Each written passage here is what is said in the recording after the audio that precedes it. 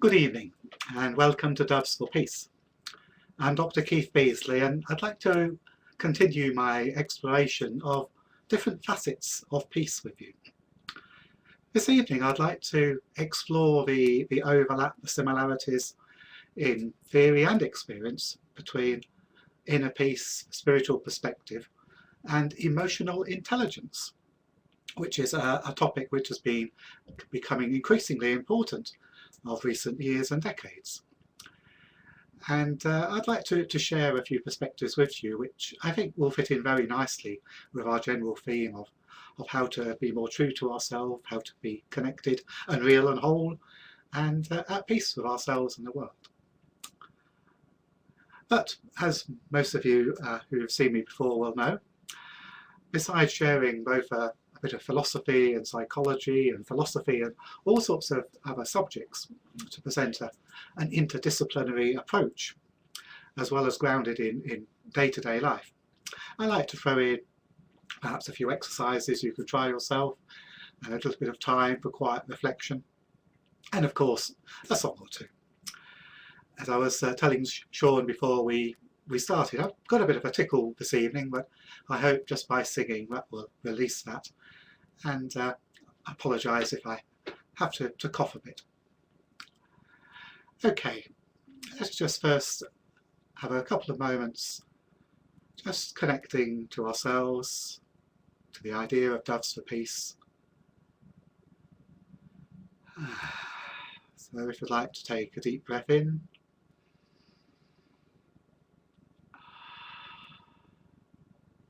and as we take a deep breath in, imagine that we are breathing in a sense of peace.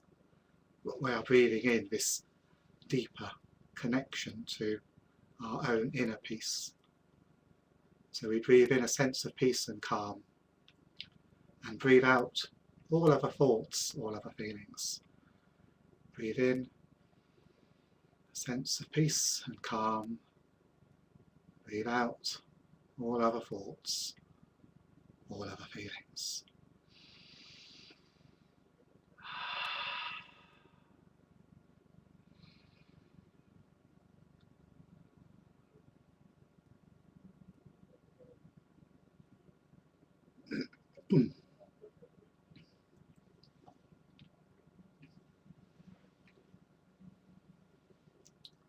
Last night I had the strangest dream I've ever dreamed before. I dreamt the world had all agreed to put an end to war. I dreamt I saw a mighty room, and the room was filled with men, and the paper they were signing said they'd never fight again. Last night I had the strangest dream I've ever dreamed before. I dreamt the world had all agreed agreed to put an end to war. And the people in the streets below were dancing round and round, and swords and guns and uniforms were scattered all around. Last night I had the strangest dream I've ever dreamed before. I dreamt the world had all agreed to put an end to war.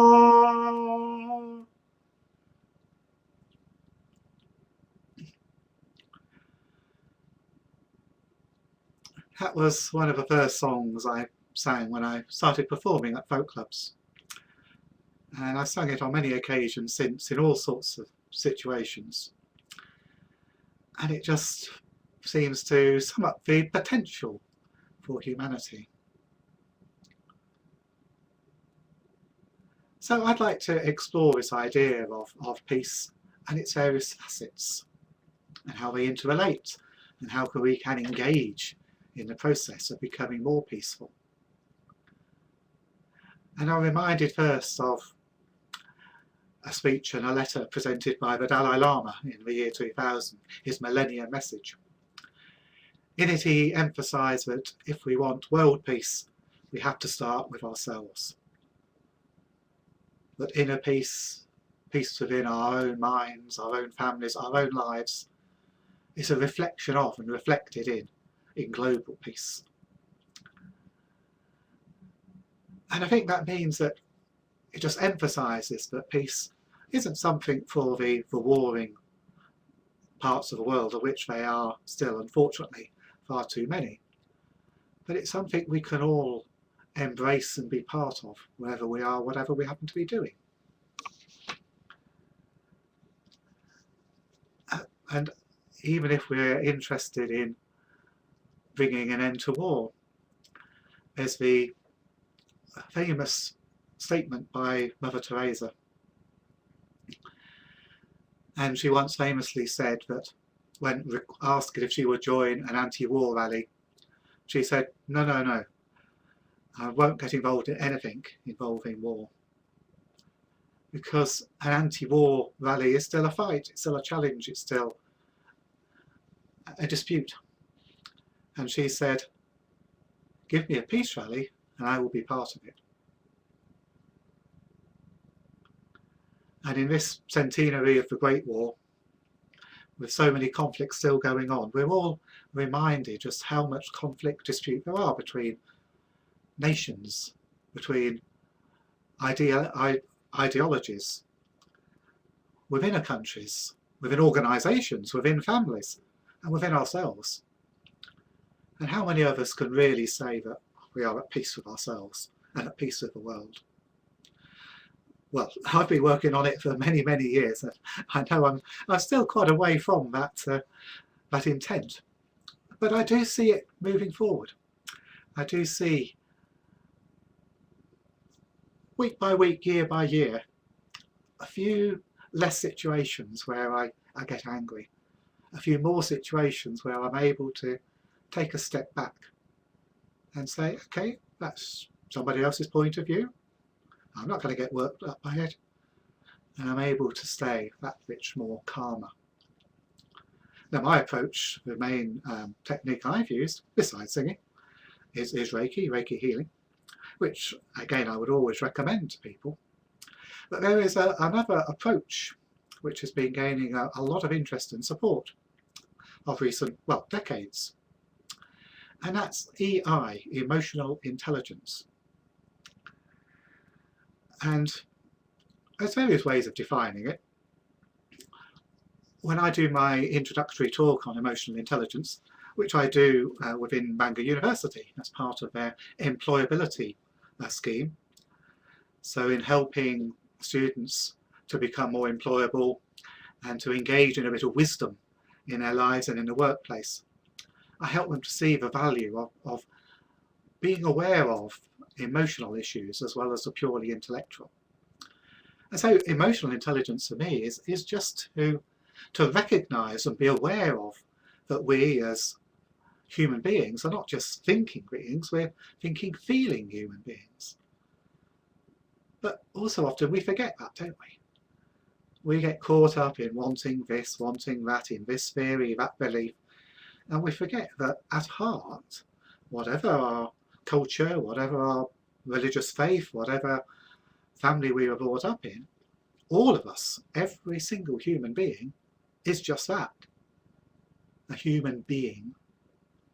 Someone who is capable of thinking, someone who is capable of feeling, and feeling very deeply. And is that not what makes us human beings? So I think as we're reflecting on peace, it's very useful also to reflect on what it means to be human, and to perhaps reassess what's important in our lives and in our families, in our communities. And what I found increasingly, the more I look into emotional intelligence, the more I look into different ways and paths of progressing along, become more spiritual, I see that all too often the problems arise when we start attaching labels to ourselves. That we get all intellectual about things. We start conceptualising what we mean by peace, conceptualising what we mean by emotional intelligence, when it boils down to it, at heart, to be human is to be a thinking, feeling human being. And what do we all need? Whatever our background, we need to feel we belong, don't we? We need to feel that we're wanted. We need to feel that we're making a contribution. So that's been the perspective on emotional intelligence that I take now. But my interest in the topic goes back many, many years. To 1987, to be precise. And at that time, I was an active member of British Mensa, a high IQ society. And I would help to put together local meetings and go to regional gatherings and annual conferences and so on. And I began to get a bit frustrated by the attitude of some of the Mensans. It was, well, I suppose you would call it an intellectual arrogance. And the feeling was that just because they had an high IQ, they somehow felt they were better. And I sort of said, no, there's more to being human and more to being successful and a decent human than being able to think more quickly or in a wider range of subjects. And so I wrote an article for the British Mensa magazine, and it was entitled Emotional Quotient, EQ. And that I found more recently was one of the first, if not the first, published use of the term EQ, emotional quotient. And since those days it's become, well, big business. If you look online at the number of sites looking at emotional intelligence, emotional quotient in some way, shape or form, you'll find it, well, millions. And I belong to the LinkedIn group, which I think it's over 40,000, 50,000 members, a huge group interested in becoming more emotionally intelligent, by which I mean more aware of our feelings, more aware of the feelings of those around us, and more able to embrace other people's ideas, more able to empathise, to tune in to what other people are thinking and feeling, and thus, as a result, to have better relationships, both personally and professionally. So all that is wonderful that this is now becoming important in workplace, in education, right across the spectrum of human progress. And I would call it a soft skill. So it's in a way like the spiritual skills of being true to ourselves, being aware of who we are, what makes us tick. But there's another facet of EI or EQ. In most of the things that are written about it, and most of the courses you can go on, the emphasis is on measuring, assessing your emotional intelligence. What emotional traits do you have? Where do you stand on the spectrum of empathy, for example, of ability to respond to certain circumstances? And this leaves me rather cold, because when I first came up with the idea of EQ way back in the late 80s, and I started looking at it, I started comparing it with psychological profiling, psychometrics they call it. And the more I looked at it, the more I thought, well, hang on, can we really measure our emotional intelligence? I mean, it's a bit like asking, how loving are you? On a scale of 1 to 100, how loving are you? How loving am I? I mean, it's a nonsense, isn't it? It's a bit like asking someone how heavy they weigh and giving them a tape measure. But it's worse than that. It's attempting to categorise, to measure something in a rational, intelligent, analytical way, which isn't rational or intelligent. And that's the whole point of our emotions, isn't it?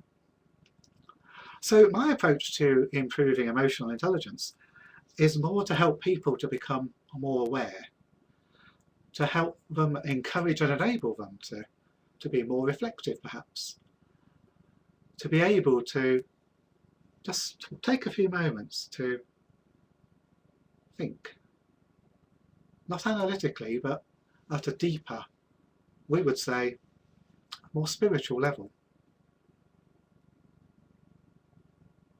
So the idea is, with emotional intelligence, that if we find ourselves getting angry or frustrated by something or somebody, that instead of reacting to it, we say, hang on a minute, we are aware of how we're feeling, we take a step back and we reflect on, why are we getting angry? Is there something about this particular situation, or is it that it is triggering some conditioned reaction? So say, for example, we're watching or listening to someone from a different faith tradition, and they're talking about their theology, or they're describing their particular approach to prayer or meditation. And as we listen, we find that what they're saying goes against what we've been taught. Now, if we find ourselves getting angry at that, what is that telling us? What is it telling us? In my experience, and I must admit this has happened to me on many occasions, what it's usually telling us is that our perceptions, our ideas, have become perhaps a bit blinkered, that we've become a bit too attached to our particular view of something. So if someone gets angry, the emotional intelligent response is to say, oops, okay, I'm a bit too attached to this idea, aren't I? I need to loosen up a bit. And so it's this difference between reacting angrily, reacting so that we want to challenge this person, and we want to fight them and make our point, to win an argument. But how emotionally intelligent is that? It isn't, is it? And so this to me is why emotional intelligence and the idea of peace, the idea of inner peace, have so much in common. They are both aimed at helping us to find peace within ourselves, peace within our community, and peace within the various relationships that we have, both personally and professionally.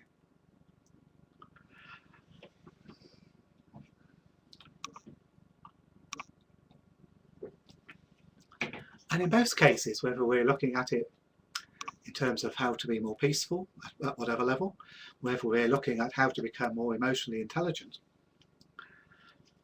then this idea of focusing on what we have in common, every human being, makes a lot more sense than focusing on our difference. And I know in my PhD, which explored similar topics, I referred to people like Aldous Huxley and his perennial philosophy, the idea that underlying all faiths and all religions are some of the fundamental aspects of what it means to be human, our need to love and be loved. So emotional intelligence is about this being able to empathise with other people. It's the compassion that we hear through the Buddhist teachings. It's the love thy neighbour that we hear through Christian teachings. But to be able to know and express that, we need to be aware of our own reactions and aware of where other people are coming from. aware of what they're really saying and thinking and feeling. And so developing emotional intelligence is about that.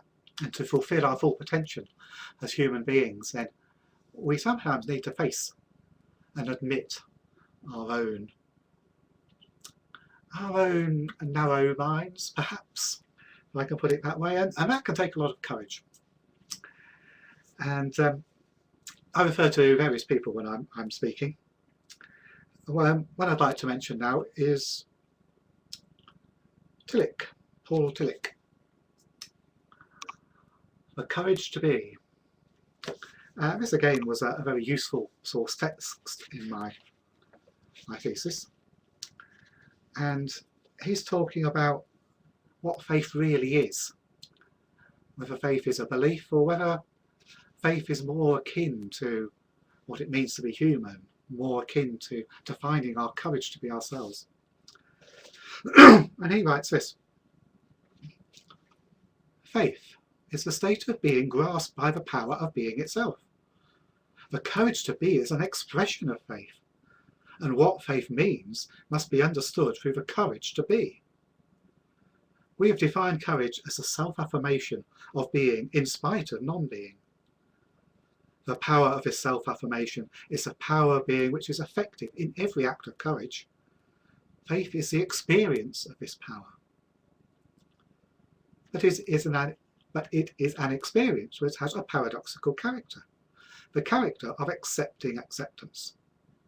Being itself transcends every finite infinitely. God in a human divine encounter transcends man unconditionally. Faith bridges the infinite gap by accepting the fact that in spite of it the power of being is present, that he who is separated is accepted. Faith accepts in spite of, and out of this, in spite of faith, the in spite of courage is born. Faith is not a theoretical affirmation of something uncertain. It is the existential acceptance of something transcending ordinary experience. Faith is not an opinion, but a state. It's a state of being grasped by the power of being, which transcends everything that is, and in which everything that it participates. He who is grasped by this power is able to affirm himself, because he knows that he is affirmed by the power of being itself. In this point, mystical experience and personal encounter are identical. In both of them, faith is the basis of the courage to be. Whew. That's deep, isn't it? It's intellectually, it's deep, and we can get ourselves caught up in the words. And the other person I studied in my thesis was Martin Heidegger, who is a German philosopher of whom it is said he's very, very difficult. And when I was reading him as my research, intellectually my brain was saying, what is he on about? But I knew that between the lines there was a deeper truth. There was an understanding of the nature of being, the nature of being human, the nature of being. So Tillich calls it the power of being, the courage to be. Heidegger called it being in the world. Buber called it the I-thou relationship. And it's all to do with being true to ourselves, to not getting caught up in beliefs, in ideologies, in any sort of ism or ology. That takes courage. That takes real courage. So we have to be able to step back from what we think. And that could be tough. We're so conditioned to be in our heads and for that to take priority. But to be at peace with ourselves, at peace in the world, and to help others to do so, we have to let go of all those preconceived ideas and have the courage to transcend ideologies, beliefs. Whew. Well, that's a bit deep. But I hope you get the gist of what I'm talking about. So peace isn't an easy option. But then if we look at the people who have brought us the various faith traditions, if we look at how Jesus lived, how Muhammad lived, how the Buddha lived, they all lived with courage. They all lived from this place, not of being truly human, but with their divine aspect very much alive. So they demonstrated this state of mind, this way of being, at peace with themselves, at peace with the world. And that I would also call emotional intelligence. The two very much overlap. Okay, what does this mean in practice? How can we practice this inner state of peace and help to bring about a bit more peace in our lives and in our relationships? I'd like to share with you now a little exercise which I came across a few years ago. I think it was at a gathering of the Reiki Trust, which is an organisation. I'll post up as a link on our website. And we were talking about forgiveness. And we were given this little exercise to practice in pairs, but we can do it ourselves. So what I'd invite you to do is to think of a situation in your life now where you have a dispute. It doesn't matter whether it's big or small, it doesn't matter whether it's in your personal life, professional life, but where you have a disagreement, where you're feeling a bit angry towards someone, I'd like you to bring that situation, that person to mind now. Just take a few moments to think about, reflect on a particular situation where there isn't the sort of peace that you would really like.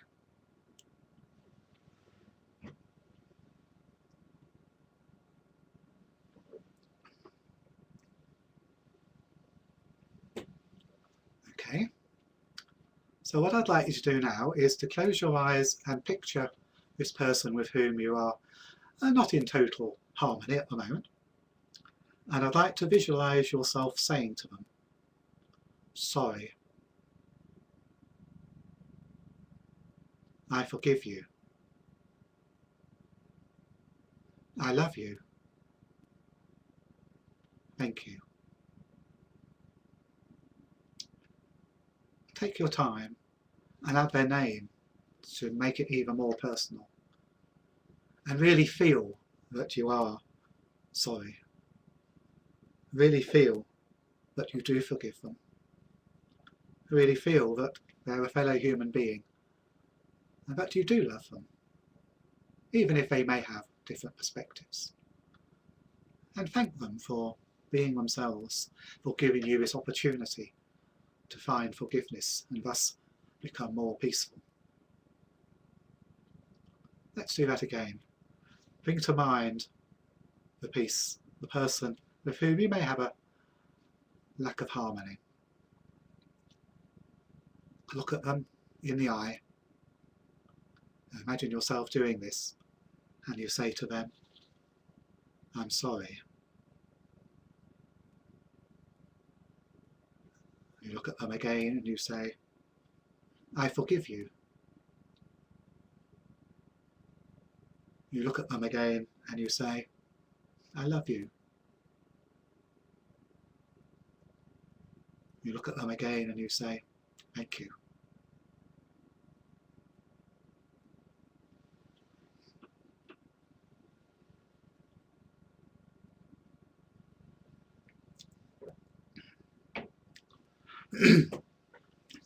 How can we say we're peaceful unless we're able to do something like that?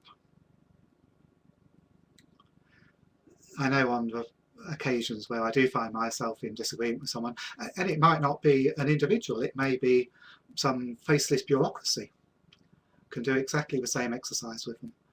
So this morning, for example, or earlier today, I was getting very frustrated with one of the services that Google offer, Google AdWords. And I just couldn't get it to do what I wanted to do, and I was getting And so I didn't do that exercise, but I gave myself some Reiki healing, and I practiced one of the songs that I'm going to sing later. And just by doing that, it helped me to return to my inner sense of peace. And I came back and I'm saying, I'm sorry Google, I know you're doing your best, it's just me, and I forgive myself too.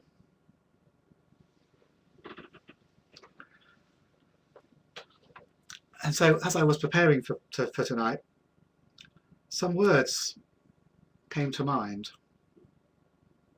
or a tune of a hymn came to mind.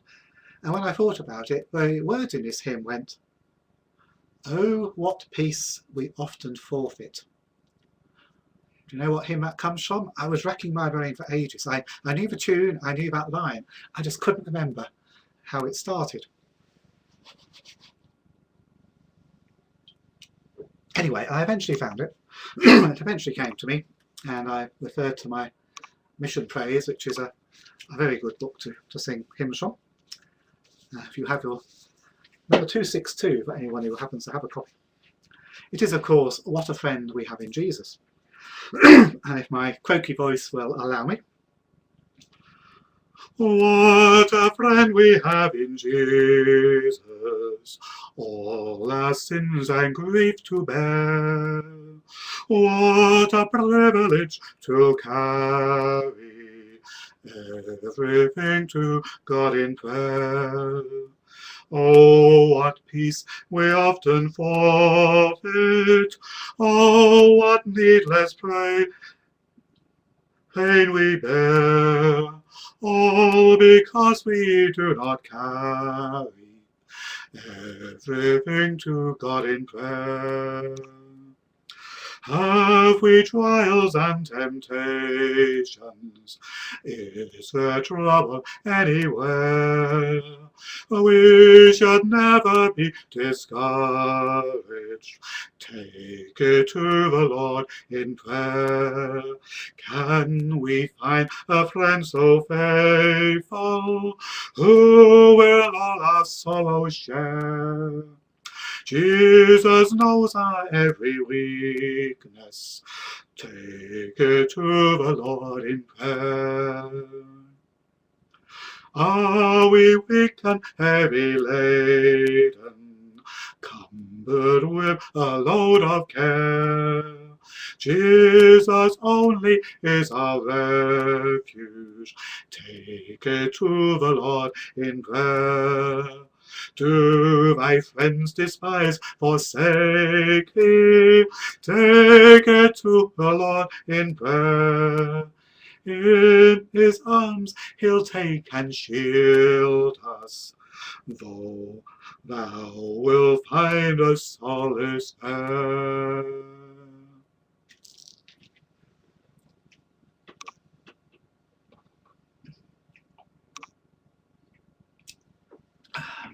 Take it to the Lord in prayer. But what does that mean in practice? What are we actually doing if we are to follow the advice of this wonderful hymn?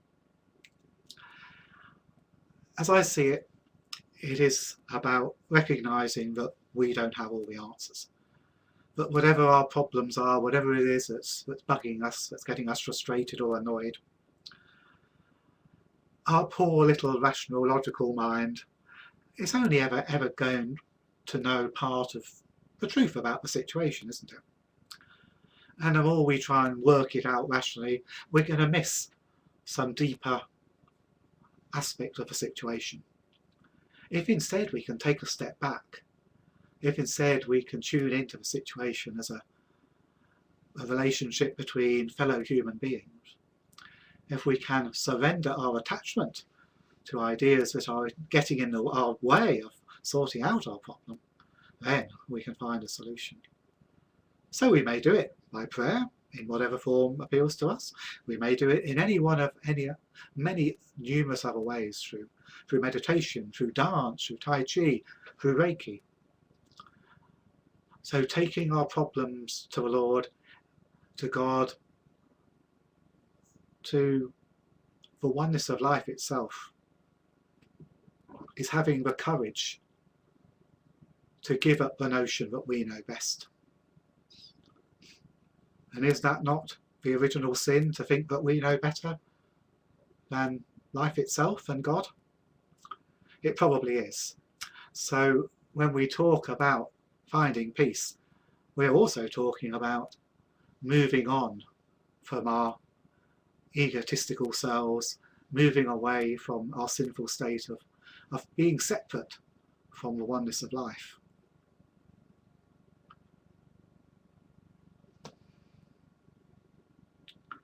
It is about surrendering into Christ consciousness, surrendering into this connection with life, the universe and everything.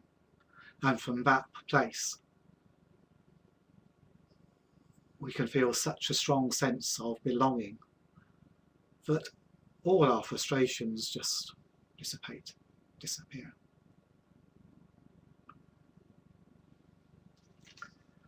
It takes courage, but if we want peace, that's what we have to do.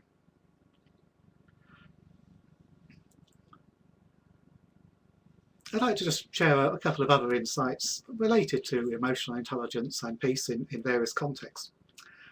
And I mentioned Paul Tillich. He's certainly a very useful person to look at in such things. Another one from a very different perspective is a positive psychologist called Marshall Rosenberg. And he wrote this wonderful book here called Nonviolent Communications, A Language of Life. Now, he went on to develop and practice nonviolent communications, running workshops and so on, all over the world, but particularly in war-torn areas. He's worked a lot in the Middle East. And so he is about really trying to find this sense of peace in the most difficult of situations. And he says many very useful points and guidance and support and advice to do this.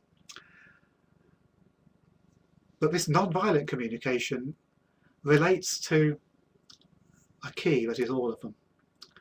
And that is how we cannot begin to discuss compromises and solutions to big problems whilst we are feeling angry, whilst we are feeling frustrated, whilst we are feeling that nobody cares, whilst we are feeling that nobody listens to us. And so Marshall Rosenberg's advice is this: the first step in any peace negotiation, be they within a family or between nations, is to acknowledge how the other person or persons are feeling. We greet them and share with them as a fellow human being. We ask them, how are you feeling? And we allow them to express all that pent-up grief, all that pent-up emotion, all that frustration, all that anger. And as both sides of a dispute are able to do that, then we see the humanity that we have in common.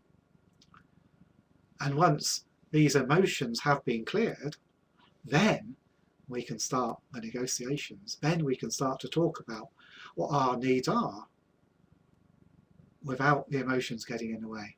Again, another wonderful example of emotional intelligence, of how unless and until we have looked at the emotional side of a situation, the logic just isn't going to get a look in, because we're not going to listen to somebody else unless and until they have acknowledged that we have feelings, that we like them, that we need them to share and be aware of.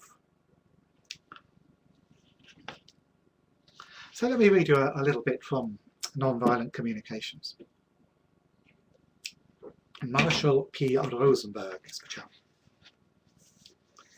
And he talks about, beside this expressing emotions, also using positive language. So asking for what you want in a positive way. He says, in addition to using positive language, we also want to word our request in a form of concrete actions that others can undertake, and to avoid vague, abstract or ambiguous phrasing. A cartoon depicts a man who has fallen into a lake. As he struggles to swim, he shouts to his dog on the shore, "Lassie, get help!" In the next frame, the dog is lying on a psychiatrist's couch. We all know how opinions vary as to what constitutes help. Some members of my family, when asked to help with the dishes, think help means supervision. Get help. What do we mean by help? We need to be specific. if we're specific about what we need, about what the real situation would benefit from, then far less room for misunderstanding, far less room for people to assume they think they know what you want. So he gives, Rosenberg gives another example.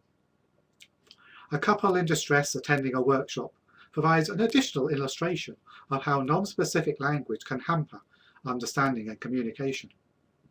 "I want you to let me be me," the woman declared to her husband. "I do," he retorted. "No, you don't," she insisted. Is familiar? As asked to express herself in positive action language, the woman replied, "I want you to give me the freedom to grow and be myself." Such a statement, however, is just as vague and likely to provoke a defensive response. She struggled to formulate a request clearly, and then admitted, "It's kind of awkward, but if I were to be precise, I guess, what I want is for you to smile and say that anything I do is okay." Often, the use of vague and abstract language can mask oppressive interpersonal games.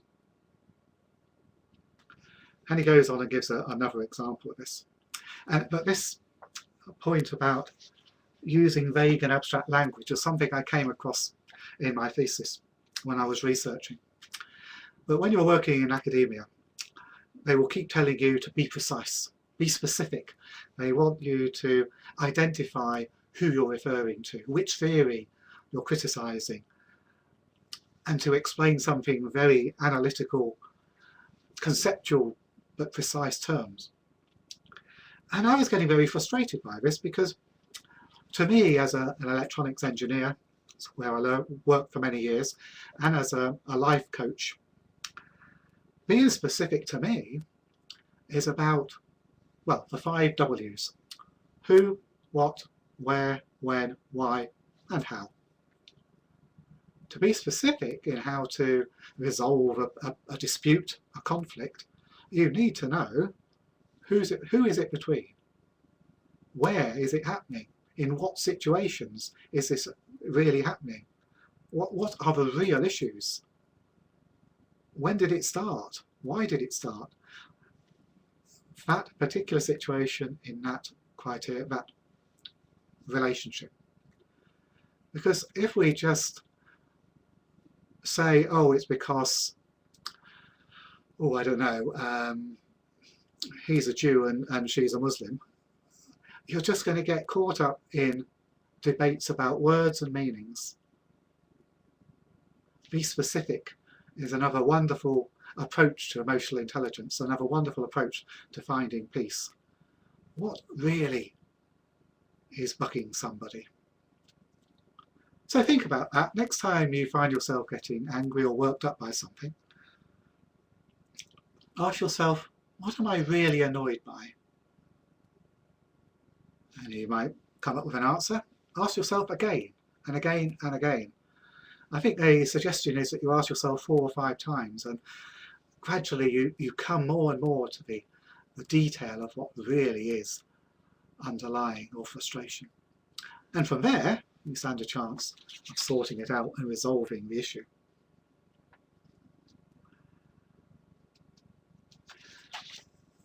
So be specific.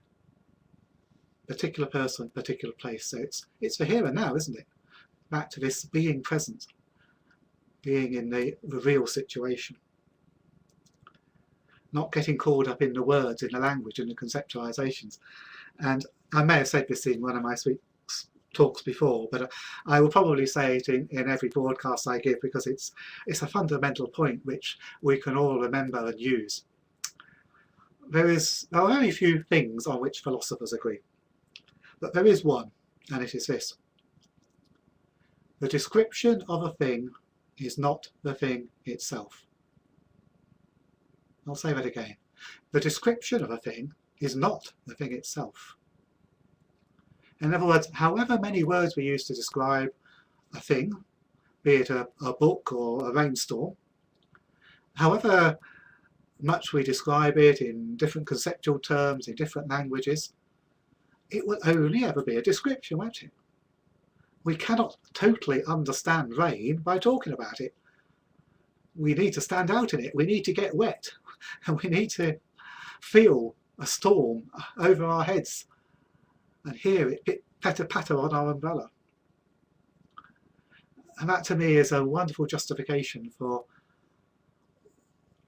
taking a step back from any form of conflict or misunderstanding, and instead of trying to work it out intellectually, ask ourselves, well, okay, what does this feel like to the other person? Let us share this experience. And if we can share the experience, then we'll be at peace with them and we'll find a new understanding.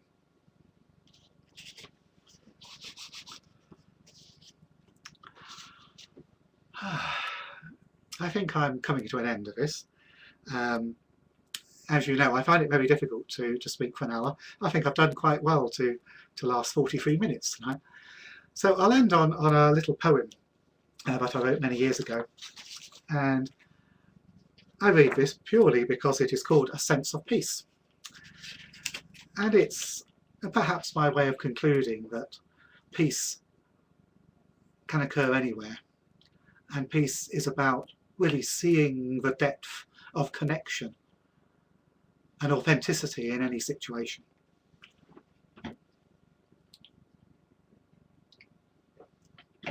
A sense of peace.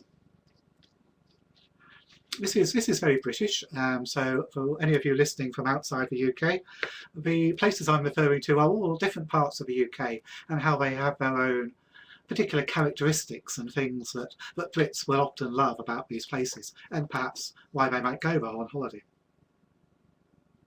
A sense of peace on the hills of Devon, as ears behold seagulls, proclaiming the freedom of the skies, and bees buzz around blooms, gathering pollen for nature's harvest.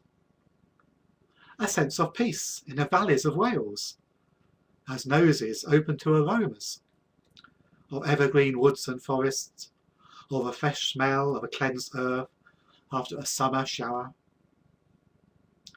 A sense of peace in the gardens of the Cotswolds, as eyes rest on ripening berries, apples and tomatoes turning into food, swallows effortlessly acrobatic, a glider high above, unpowered.